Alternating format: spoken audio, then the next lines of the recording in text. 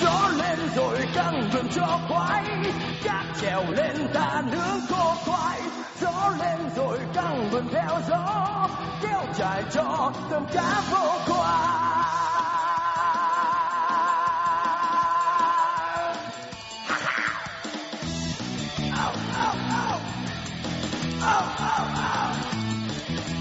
Cánh tay này sức dài bốc lớn, chỉ làm trai vui gió ra khơi. Dẫu xa bờ không sợ lòng sóng lớn, vững bàn tay sương gió cây xa. Yo! Yo! Yo! Yo!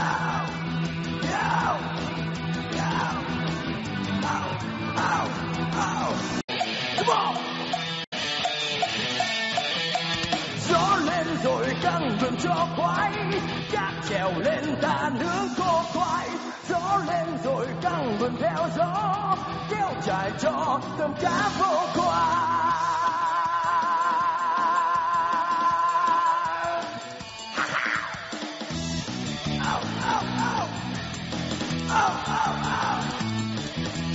Cánh tay này sức dài bốc lớn, chỉ làm trai vui gió ra khơi.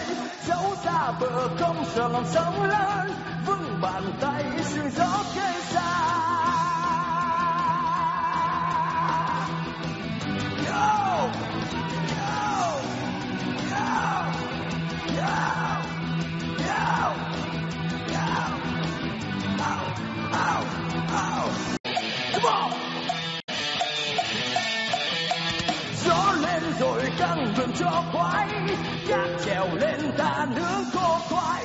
Gió lên rồi căng vườn theo gió, kéo trải cho tôm cá vô khoai.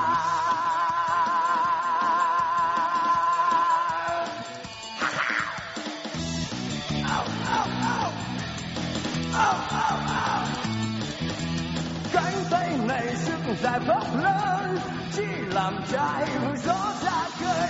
Dẫu xa bờ không sợ lòng sóng lớn, vững bàn tay sương gió cây xa. Yo! Yo! Yo! Yo! Yo! Yo! Ow! Ow! Ow! Come on! Gió lên rồi căng vườn cho khoái, cát trèo lên ta nướng khô khoai. Gió lên rồi căng vườn theo gió, kéo trải cho tôm cá vô khoai.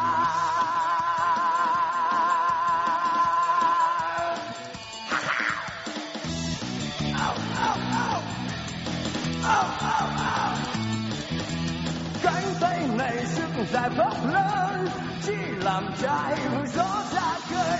Dẫu xa bờ không sợ lòng sóng lớn, vững bàn tay sương gió cây xa.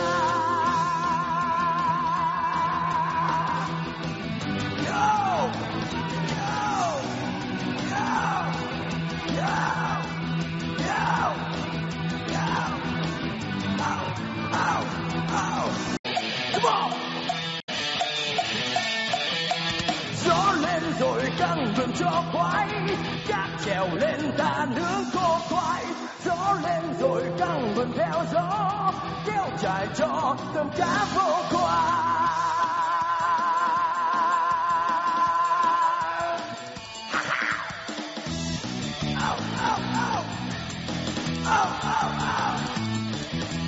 Cánh tay này sức dài bốc lớn, chỉ làm trai vui gió ra khơi. Dẫu xa bờ không sợ lòng sóng lớn, vững bàn tay sương gió cây xa. Yo! Yo! Yo! Yo! Yo! Yo! Ow! Ow! Ow! Come on!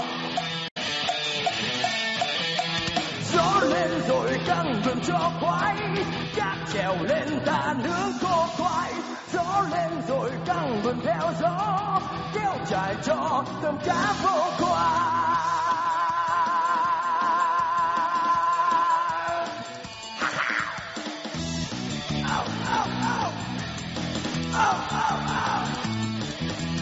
Cánh tay này sức dài phấp lớn, chỉ làm trai vui gió ra khơi, dẫu xa bờ không sợ lòng sóng lớn, vững bàn tay sương gió kề xa.